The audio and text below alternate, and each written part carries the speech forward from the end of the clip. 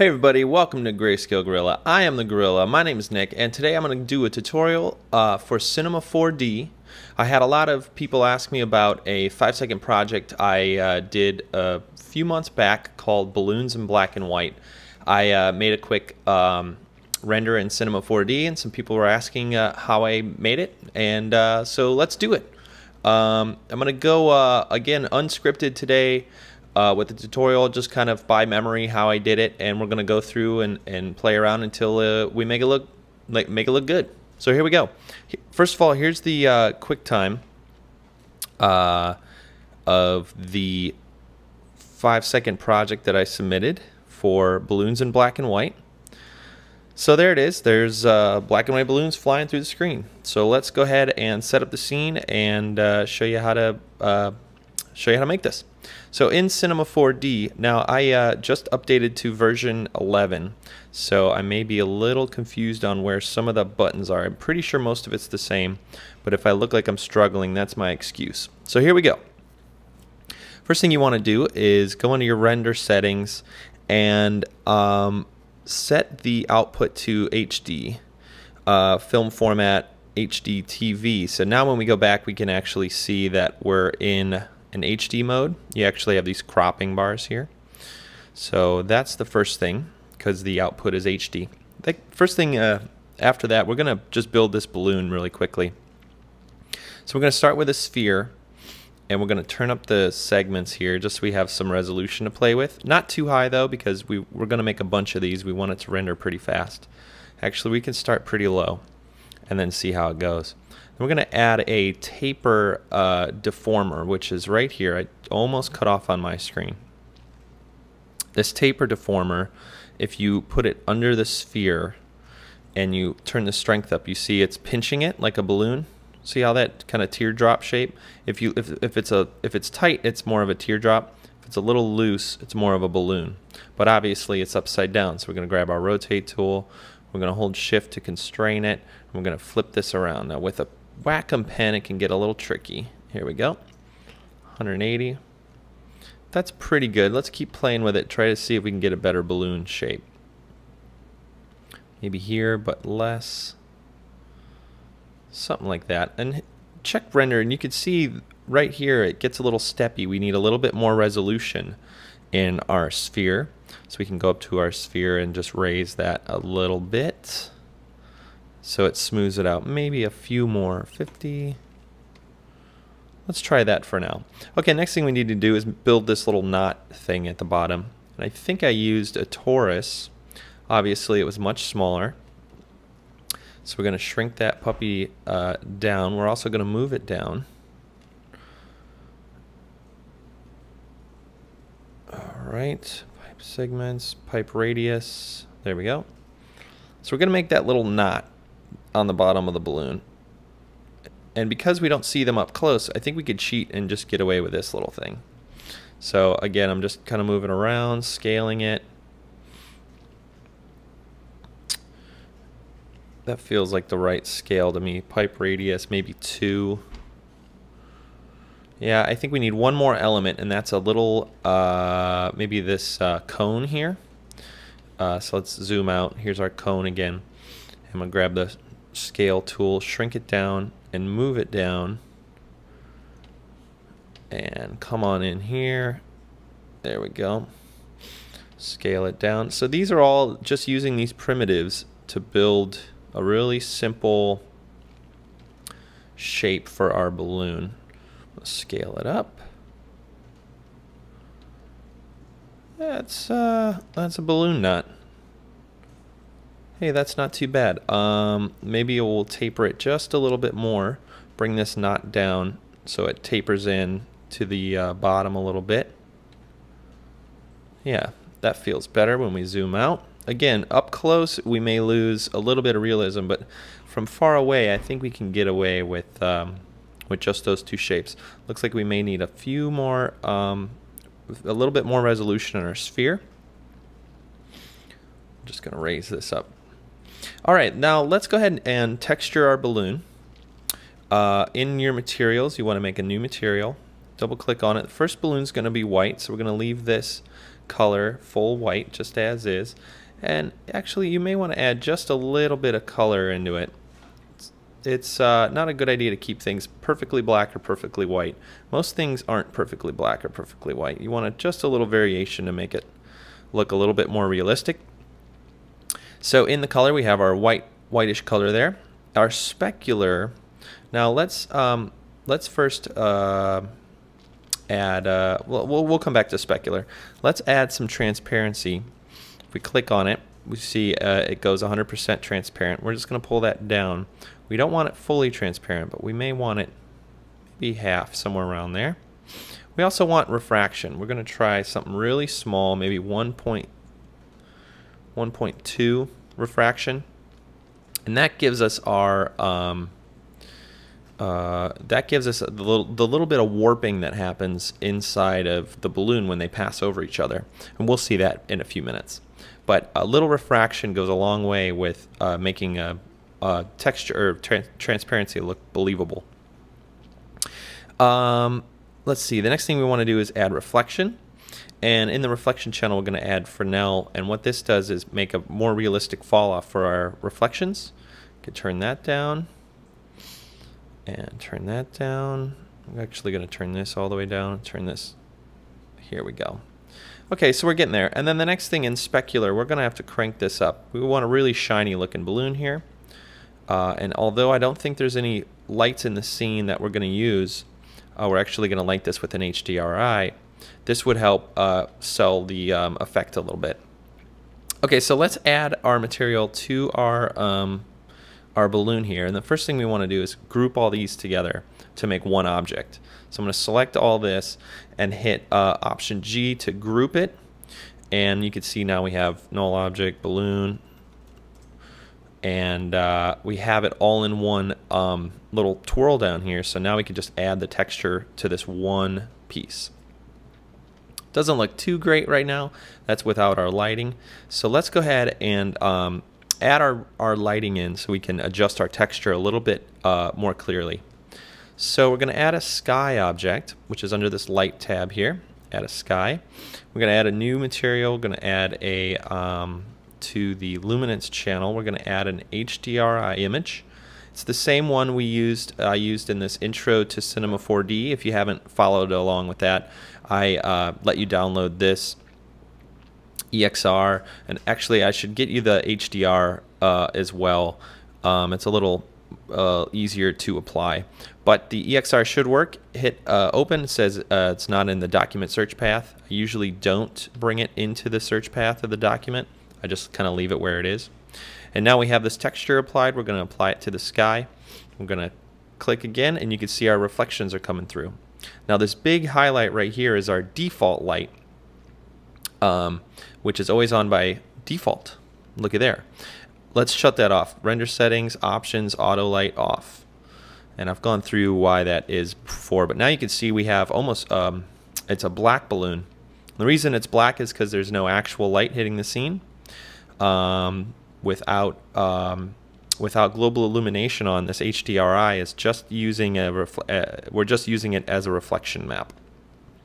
So as we spin around, you can see we have really nice reflections, but our balloon turned to black, which is fine. We need a black one, but this one we want to be white. So let's turn on our global illumination. Hey, look at here. I just realized I'm back in Cinema 10.5. For those of you following along, I did not open Cinema 11. I opened Cinema 10.5, so I apologize for that. So one last tutorial on 10.5 before we graduate to 11, which will be soon. This panel in version 11 is much more detailed. It does give you a better render in Cinema 11, but it has more panels and effects and stuff. So I actually am in the process of learning the global illumination in version 11, so it actually worked out on my end. But I will learn that and show you guys really soon on how to set this up in version 11. In the meantime, we're just going to leave this on by default. All the default settings, we're going to hit render. It's going to do its thing, and you can see we have kind of a whitish balloon back. Now we may have to play with our texture here, it is a little bit grayish, and that's because it's pretty transparent. If we crank it all the way, if we turn the transparency off, you can see we'll have a little bit whiter of a balloon. But you want to, obviously have that transparency. We're going to build that in. Our color is white, and we can actually turn this brightness all the way up to make it even more white. Okay, we're getting close there. Obviously, a transparent balloon is going to blend its background in, and so let's leave it at that. That's pretty much our white balloon.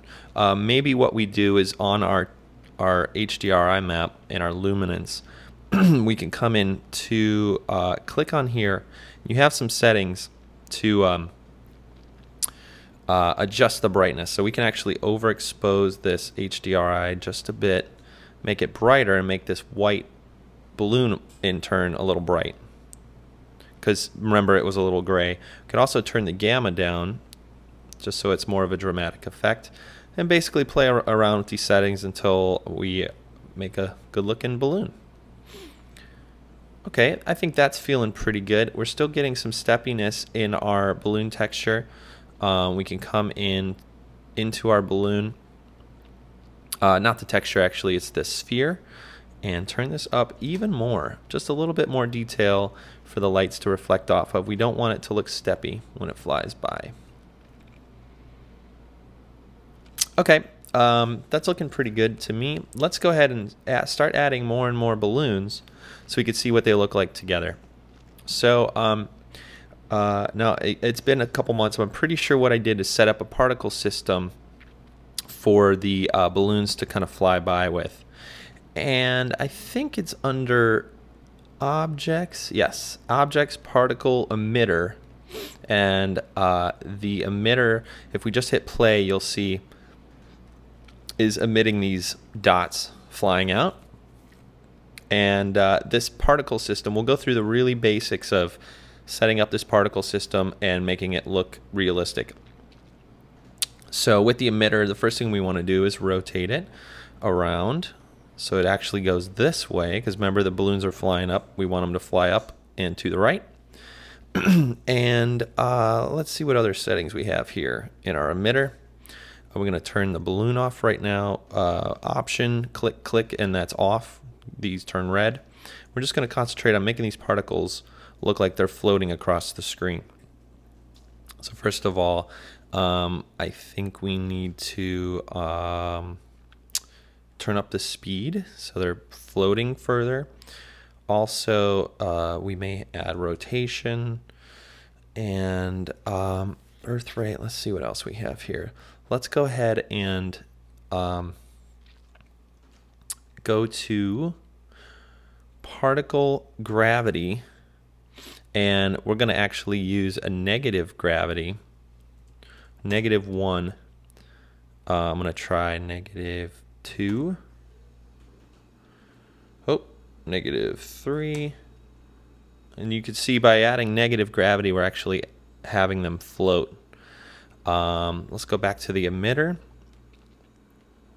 Let's extend our preview range out. So I'm going to raise this to maybe 200 frames. So now we have more time to play with here. Lifetime speed. Okay, so this is where we can start to add randomness. If we add variation to our speed and our variation to rotation, which is there, we can start to affect these in different ways, and they're not all doing the same identical thing. Especially with speed, you want some to go faster, some to go slower. And I think I added there's a fan or something, wind. Hey, there we go. So now this wind actually adds a little bit more turbulence and a little bit more randomness, especially if we maybe flip it up and position it down. So we're basically making just a little, machine to blow balloons. Think about if you were in a studio situation and you wanted to build this for real, what you would need. So we got our balloons flying, we got a fan blowing them up, and we're gonna turn it up try to affect it a little bit more. Okay, that may be fine. So if we pull the emitter off screen, you can see we have some pretty good randomness going on. And what we could do now is add our balloon into the emitter and see what it looks like. You can see right here it says layer empty right here if we click on the emitter, and this layer empty means it's only just emitting these dots. If we drag the balloon into it, hold on, drag the balloon into it. Okay, so good. So we're learning here. We're learning. Why didn't that work? So here's what I think happens. Sometimes in these layers, you need an actual object. You can't have a group of primitives and kind of fake objects. You need to build like an actual object made out of real what's the word, polygons. So if you highlight all of these and you hit C, you can see we turned originally these were you know, all these shapes that we can go in and adjust, right? But what we need to do is connect them all, and then let's see if that works. So now we have, okay, that's not working. So now let's group all of these together. Let's try something where we highlight them all. I'm gonna command click, and I think there's an element that says make object or group object or group object. No, that's a null. That's not gonna work. Now see, let me undo. In our emitter, if I just drag a cone in, oh, so now, okay. Now it's not letting me bring anything in. Balloon, cone, layer, name. Oh, see, I think that's a layer browser thing. All right, so let's solve this problem. Emitter include basic. You know how I think the emitter works? I think you actually bring this under it, and then you tell the emitter to show objects. I cannot be sure.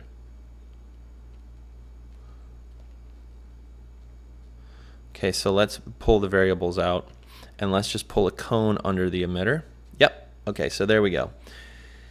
That's how it works. Let me clarify what we found out. Together we made some mistakes and solved them. This layer is actually, I think, for the layer browser, which we'll go into later. I totally was totally wrong on that one, so that's not the way to do it. The way to set up the emitter is to put a child under it. So the emitter is the parent and the cone is the child. Now you can see these cones are flying around and we're getting close. Let's pull the cone back into the balloon object and see if we can't get the emitter with the balloon under it. Okay, and now that's not showing up. Now this is where I think we need to group these together into one object. And I think it's something like current state to object. Now this may work. Okay, that made a bunch of them. Let's try some other stuff here. Connect? Okay. Connect maybe. Let's see what happens. Okay, so we're close. Okay, so let me pull this out. You can see we have our balloons flying by, but they're round now. We lost our taper. So let's get rid of the cone. Let's see if we can't make this sphere. I'm going to turn it all on, and we're going to ignore our particle system for now. And I like this. We're problem solving. This is good. This is good. So you get to see the workflow here. We're going to try to bake this sphere in with the taper. So I'm actually going to command click and say current state to object and see if this sphere, okay, perfect. See what happened? What Cinema did is look at this sphere here with the taper object under it. It calculated everything with the taper in it and made just a polygon object with that had the taper built in. So now we can actually delete this other one. Let me undo until I move back. Okay, I'm actually going to delete our original sphere, and I'm going to grab all of these together, and now we're going to current state to objects. Nope. Connect. That's it. I'm going to shut off our balloon, and now we have one object we can call balloon. Finally. There are two L's in finally? Who knows? We're all learning. All right, so now I put it into the emitter object. I'm going to pause it so we can play here. This is where having a big old video card will help. Mine's not too great. We can see it all here. Okay, we're getting close. We have our balloons. We have way too many balloons. We hit render, and they're all lit by the scene. We have to apply our material to it, so let's do that. Add it to our balloon, and now we have transparency, which means we have render times. Okay, so what are we going to talk about during render times? The next thing we need to do is lessen the amount of balloons. In fact, that will help our render times. And I'm also going to cheat and go to global illumination, diffuse depth 1. Other than that, we're going to keep everything the same.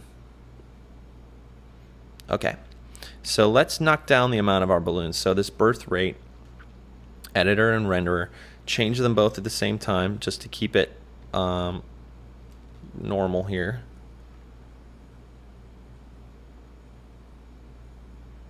Okay, so we're rendering quicker. All right, I think what we may have to do is spread it out. So let's make our emitter larger.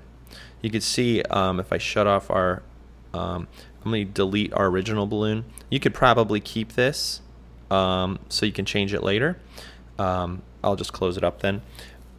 And let me shut off our balloon. No, let's keep it on. You can see they're too tightly clumped up. So if we go to the emitter and actually, let's see, make it larger. So I'm going to make it, sometimes it gets stuck here, 500 by 500.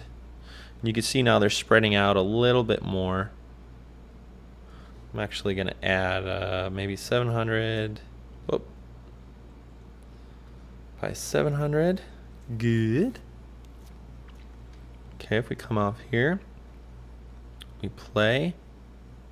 Now you can see our fan's not big enough now. It's not affecting. Because our emitter's so large, our gravity still should work. I'm actually going to add a little bit more negative gravity here, just so we could see what's going on. -10. That'll be good. Let's crank up our wind speed.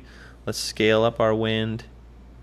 Oh, see, it's aiming the wrong way. Okay, let's flip this baby around. Blow the balloons up. Oh, now we're getting somewhere. Look at how fun this is. All right, we got this little fan here. They come out, they get blown up. Now we're getting somewhere. So you see our setup. Fan, emitter, gravity object really applies to the whole scene. It blows up and away. And now if we hit render in the middle, we have our white balloons. They're still a little puffy for me. We could probably go in and tweak them and make them look more like a balloon. But I think we're looking pretty good. Let's do the last final thing, which is add our black balloons. And I think what I did was duplicate this so we have two children for the emitter. And then I duplicated my texture, just came into color and pulled all the color out, made a black texture and replaced it. And I think what this will do, we may have to reset. I hope this works. Oh, it looks like it's working. Fantastic. So let me pause here and render. Let me tell you what this does. This is true about most things in cinema. When you have a child situation, two children for one adult, they kind of alternate. This works for the MoGraph. If you use MoGraph, it works for the cloner object, where you can alternate 2 colors or 3 colors. In this case, it works beautifully. We have our parent that is emitting. We have our 2 children, a black balloon and a white balloon that is alternating coming out of the parent. And they fly across the screen, looking great. You can see we added a little rotation in there. We have a fan blowing them up. So over in our emitter particle rotation, you can actually add maybe a little bit more rotation. You can see now they're not always sticking straight up. They're just a little bit off axis there.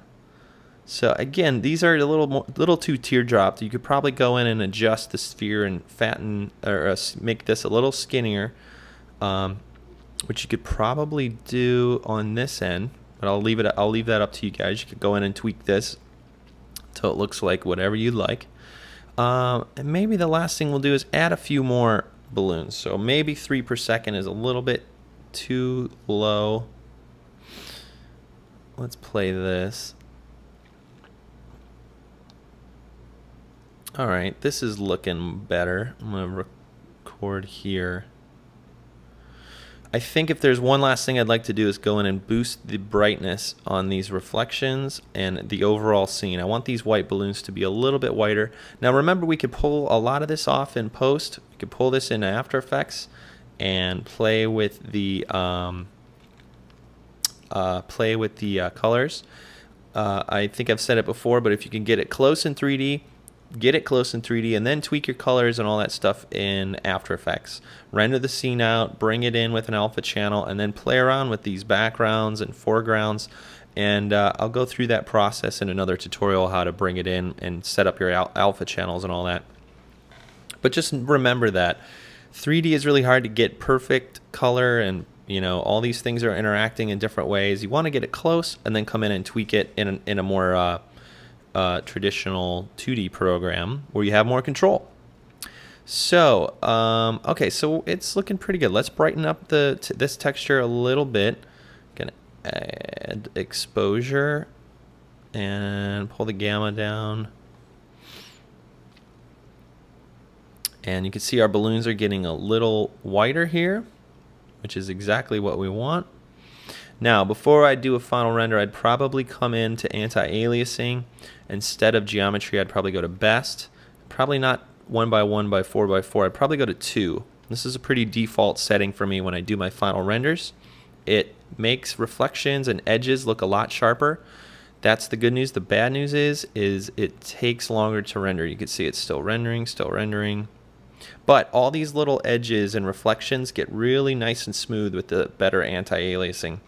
Again, you may not want to work with it on, but when you do your final render, play around with anti-aliasing. In fact, I should probably do a whole section on just that for another day. Okay, we're looking good. Last thing we're going to do is set up our render. We're going to go to Save Path, click an output path, find anywhere on your computer you want to set it up. I do TIFF sequences pretty frequently. 8 bits are fine unless you're having color issues. You can set an alpha channel. You're not going to get one in this scene because the sky is on. You can actually turn the sky off by assigning a compositing tag to it and say scene by camera off. And now when it renders, you're going to render against black, which means that now we have an alpha channel. So if we go in here, alpha channel, straight alpha I use, and what that's going to do is give you the balloons by themselves that you can then bring into an After Effects or whatever secondary program and add whatever background you want. That's probably what I ended up doing. So for my final render, I probably came in here.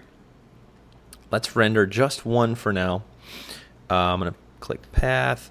I'm going to go to Projects. And actually, I'm going to just go to the desktop, get this here, Tutorials. All right. And I'm going to say balloons BW, and I'm going to say call this B black and white. Just name it really quickly. Have a TIFF. Last thing we're going to do is output. We wanted a higher resolution than this. I'm actually going to go to 1280 by 720, which I think is what I originally did. I'm just going to say current frame for now, just because we're just going to color correct one frame. And we're going to test render just to make sure. Okay, and I'm going to render. I'm going to hit Shift R. The full render is going to pop up. Now again, for the movie, obviously, this would be a sequence that we would then bring into After Effects and play around with. For this tutorial, I'm just going to bring this one frame in, color correct it, and you'll get the rest, I think. So there's our frame. Let's go to the desktop and get our frame we just rendered. I'm going to bring it into Photoshop. We can all watch Photoshop load. This is be really fun. And again, we have our basic render. We're going to bring it into a secondary program to do our color correction, which is what we're doing right now. This is CS4, which I'm still getting used to. There's some weird things going on. So here's our scene. You can see we have an alpha channel. I'm actually going to click the alpha and just paste everything out of our scene that's not the background, which then means we have a plain background we can add maybe a gradient to. So now we have a little gradient. I'm actually going to go from the bottom. Okay, so now we have our gradient. We have our balloons. We can come into our balloon layer. We can add an adjustment layer to the whole thing. Play around with our balloons. There's a little bit too much blue in our whites. Actually, I guess it's gonna pull the whites down. I'm gonna add a quick little vignette. I'm gonna reverse that so it's black in the corners. There we go. Multiply. Something like that. It may be a little too bright. I'm going to actually add a levels, pull up on these blacks in the background. I don't want the background to be ever purely black. And you can see we're getting a little banding here. And the quick fix for banding is noise. So I'm going to go to noise, add 2% maybe. Still have a little banding. I'm going to add noise one more time. That's a little much. I think we're okay here. Okay, not bad. Not bad. That was a pretty quick one. Again, you can adjust, play with the colors. You can come into your curves and you know, totally do a crazy blue shift on it. You know, I love doing that one. That always looks cool. You can play with your greens and build some really crazy colors into the scene. That's actually nice, a little like kind of pastel looking color. Add a little bit more vignette to it. And hit tab and check it out, and that looks pretty good. So if this was in After Effects, obviously we'd add all those same effects, we'd render the scene out, and we'd have our balloons in black and white. So there it is, Cinema 4D, balloons in black and white. We went through how to model a quick balloon, how to use simple shapes to build our balloon.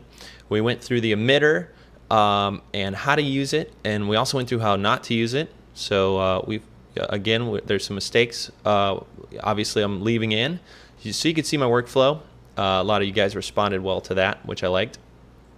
So we did that. We have the emitter. We played with using wind and gravity in the emitters to kind of push and pull particles around, and we showed how to light the scene using a HDRI map, and how to render it out, how to color correct it, and that's it. That's for today.